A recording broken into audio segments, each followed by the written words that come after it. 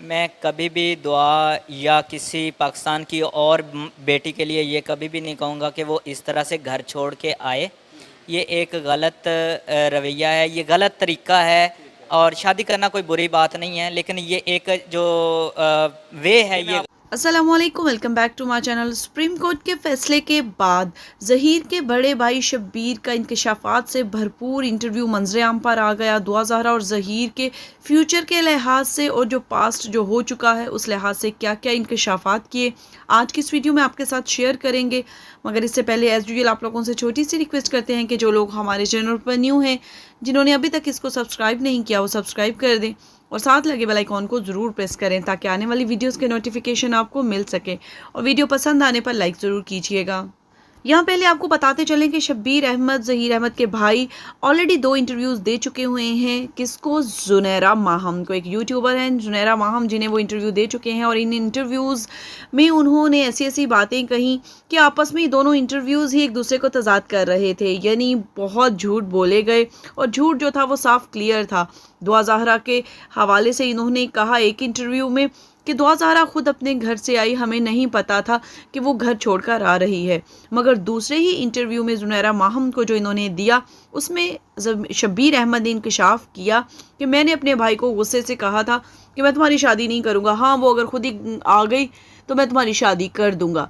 अब ये देखें इन दोनों जुमलों में कितना तजाद पाया जाता है। एक तरफ वो कह रहा है कि मैंने अपनी भाई से कहा कि अगर वो आ जाएगी, इतना ही उसे निकाह का है तो मैं तुम्हारा निकाह कर दूंगा, और दूसरी तरफ जो है दूसरे इंटरव्यू में कहते हैं कि हमें नहीं पता था। यहीं से इनका झूठ जो है वो पकड़ा जाता है। आज भी इन्होंने एक यूट्यूबर हैं उनको इंटरव्यू दिया, तो आइए आपको सुनवाते हैं कि शब्बीर अहमद ने क्या क्या इंकशाफात। मैं आपको एक बात बताता हूँ कि ये इस बच्ची ने आना नहीं था, इसको घर वालों की तरफ से फोर्स किया गया था कि तुम्हारी शादी हो रही है। उसकी शॉपिंग स्टार्ट कर दी गई थी बकौल बच्ची के, ठीक है।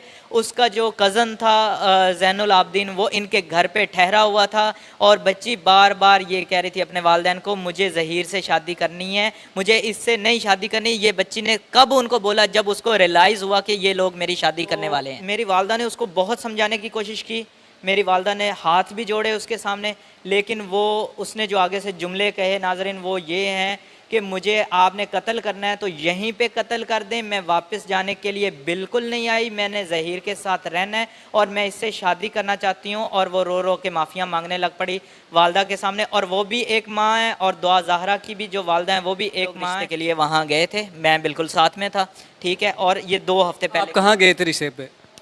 बेसिकली हम यहाँ से निकले थे और सखर पहुँचे थे जब दुआ की ज़हीर को कॉल आई थी कि जी आप हमारे घर ना आए। बुलाया भी उन्होंने था और कॉल भी उन्हीं की आई थी कि आप हमारे घर ना आए, क्योंकि मेरे वालिदैन जो है ना वो मान नहीं रहे, उल्टा मुझे मार पीट कर रहे हैं और वो कह रहे हैं कि किस किस हक़ से तुमने उनको बुलाया है। तो इस सारे ट्रैवल में जब आप लाहौर से कराची जा रहे थे तो आपने दुआ के वालिदैन से कोई एक भी कॉल पर बात नहीं होती कि जी हम आ रहे हैं, ये मसला है, हमें बुलाया गया है, तो उस पर फिर उन्होंने क्या कहा था? देखें, दुआ शुरू से उसका इंटरेस्ट था ज़हीर में और उसके वालिदैन का इंटरेस्ट नहीं था।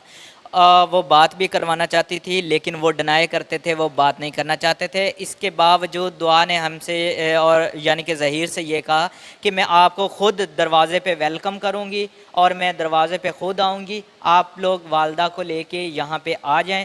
पहली बात ये है कि सहाफ़त में किसी की माँ बहन को बीच में घसीटना कोई अच्छी बात नहीं है। दूसरी बात ये है कि जो लोग यूट्यूबर व्यूज़ के लिए करते हैं वो हमेशा बातिल के साथ होते हैं, क्योंकि वहाँ से व्यूज़ ज़्यादा आने होते हैं, वहाँ से पैसा ज़्यादा आना होता है, डॉलर की बारिश हो रही होती है, तो वो लोग उनके साथ होते हैं। और जो सरप्राइज़ की बात है, वो सरप्राइज़ तो उनको ख़ुद मिलते रहे हैं और हर दफ़ा उनको ऐसा सरप्राइज़ मिला है कि उनको एक हर दफ़ा हर मोड़ पे मुँह की खानी पड़ी है। अस्सलाम वालेकुम, मैं हूँ एडी मलिक और आप देख रहे हैं एडी मलिक ऑफिशियल।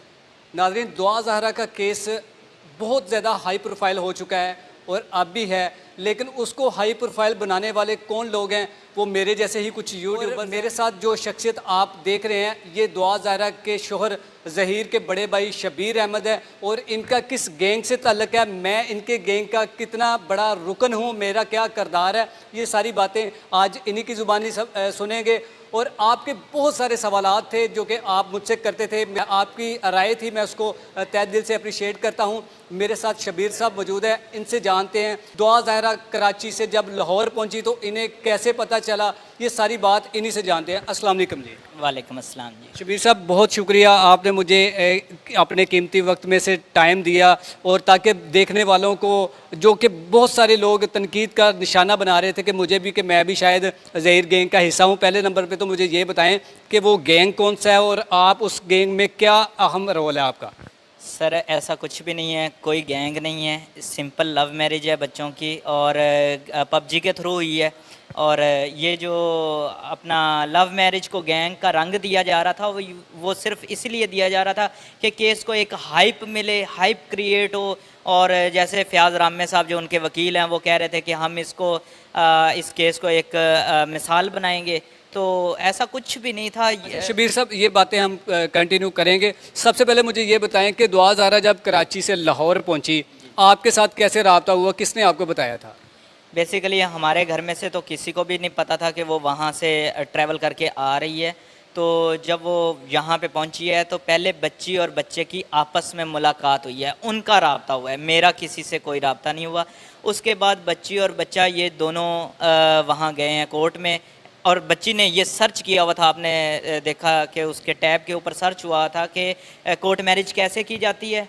और जो है ना ये अपना मैप भी, जो गूगल मैप होता है जिससे रास्ते का पता चलता है, ये डिस्टेंस पता चलता है कराची से लाहौर का, ये सारा कुछ उसके ऊपर सर्च किया हुआ था। ये आपने देखा होगा मुख्तलिफ व्लॉग्स में।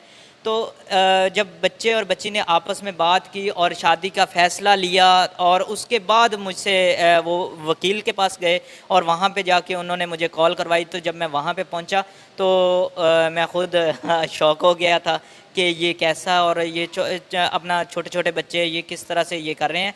और ये मुझे पता था कि ज़हीर और दुआ की आपस में बात होती है, इससे मैं डिनाई नहीं करता। और ये भी मुझे पता था कि हम लोग रिश्ते के लिए वहाँ गए थे, मैं बिल्कुल साथ में था, ठीक है। और ये 2 हफ्ते पहले। आप कहाँ गए थे रिश्ते पे? बेसिकली हम यहाँ से निकले थे और सखर पहुँचे थे जब दुआ की ज़हीर को कॉल आई थी कि जी आप हमारे घर ना आए। बुलाया भी उन्होंने था और कॉल भी उन्हीं की आई थी कि आप हमारे घर ना आए, क्योंकि मेरे वालिदैन जो है ना वो मान नहीं रहे, उल्टा मुझे मार पीट कर रहे हैं, और वो कह रहे हैं कि किस हक से तुमने उनको बुलाया है। तो बेसिकली हम उस टाइम शॉक हुए, और फिर मैंने ये फ़ैसला किया कि हम कराची पहुंच चुके हैं। तो पहली दफ़ा कराची जा रहे थे, मैं ज़िंदगी में पहली दफ़ा कराची गया हूँ और एक ही दफ़ा गया हूँ। और वहाँ पे हम, मेरे अब्बू के चाचू जो हैं वो रहते थे, तो हम लोगों ने सोचा कि हम थके हुए हैं तो हम वहाँ पे स्टे करते हैं, और ये लोग डिसाइड कर लें इन्होंने हमें घर पे बुलाना है या नहीं बुलाना। अगर बुलाना है तो तब भी हम एग्री हैं, नहीं बुलाना तो तब भी हम एग्री हैं।